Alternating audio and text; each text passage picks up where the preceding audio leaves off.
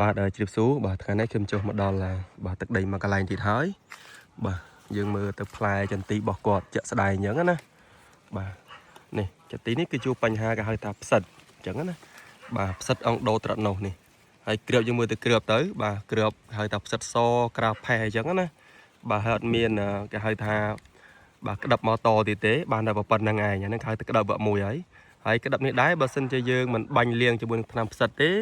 បាទទី1បាទគឺធ្វើអាចទុំកដបអានឹងទី1ទី2បាទគឺធ្វើឲ្យសាច់បាទសាច់គឺអត់សូវធ្ងន់ទេមានន័យថាសាច់វាអត់ហាប់ណែនណាបាទវាអត់សូវធ្ងន់ទេអាចចន្លោះ100ឬក៏120គ្រាប់ឯណោះបាន1គីឡូអីចឹងណាតែបើសិនជាសាច់ទុំល្អអាចចន្លោះតែ80គ្រាប់ឬ90គ្រាប់គឺ1គីឡូហើយចឹងណាហើយមួយទៀតគឺកតានេះឃើញទេនេះកញ្ញោមនេះហ่า